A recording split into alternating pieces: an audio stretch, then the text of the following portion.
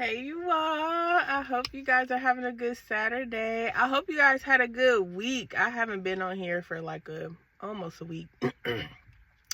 I had to, consecrate, get some rest, get back in my secret place, and just really hone in with God.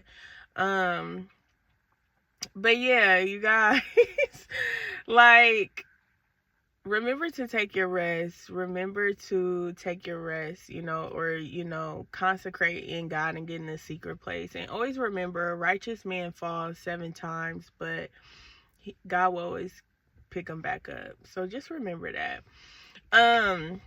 But yeah, I hope you guys had a good week. So God has been having me in the book of Samuel, and he had me on a David series.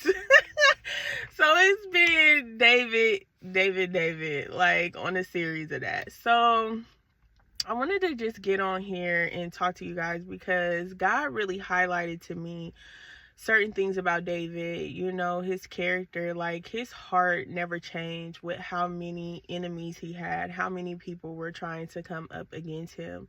His heart never changed. And I know a lot of people know the story about King David and Saul, that story a lot of people know about. But it's like he also had adversaries even after that. He definitely mourned for Saul. He went into a fast and, wept, for a week, for Saul. But he also had even, his own family coming against him, like Absalom, after Absalom ended up killing Amon, for what he did to his sister. How he fled, he came back 2 years later and he tried to take over Saul's kingdom, like he ended up going against them, and then David had to flee. So David ended up leaving his home and leaving everything behind and ended up fleeing. But people try to warn Absalom, like, look, this is a man of war. You don't want to play with David. Like, he do get down, even though his heart in the right place. But, even though, Absalom came against David, God literally used one of his servants, because one of his servants came back in the house. And he used one of his servants to devise a plan, but that plan was actually going to overthrow Absalom. And God did that on purpose. That's why I always say God is very strategic. But, even in the midst of them fighting against each other, David was like, no, be kind. He wanted them to be kind. He did not want them to kill anybody or anything like that. But when he found out that happened, he mourned, which is rightfully so. That was his son, who wouldn't mourn for their son?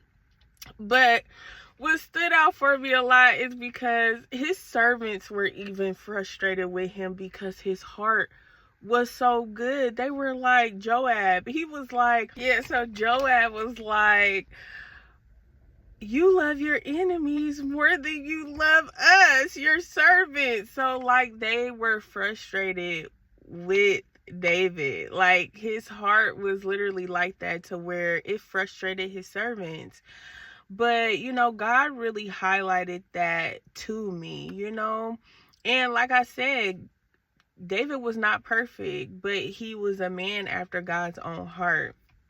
And, it just stood out to me. It was even one time, y'all, where David, like, I believe a servant from Saul's camp has seen David. Y'all, why he start cursing him?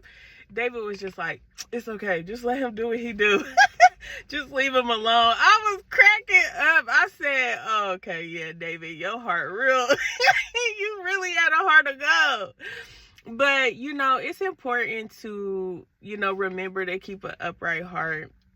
And always pray for your enemies, because at the end of the day, they are souls. And God wants us to remember that, God wants us to remember to stay grounded in his word and to continue to have an upright heart, because you don't want to get into unforgiveness, bitterness, especially you're blameless. But if you change your heart, how different are you? How aren't you the same now? So just remember that. You know, he had me in a David series. I was like, and I'm almost done, because once you get into Kings, like First Kings, I believe David rules a little bit in there, and then King Solomon comes in and rules after David, which is David's son as well. So yeah, I just wanted to get on here. I hope y'all have a good rest of y'all day, and I will talk to y'all soon. All right, bye.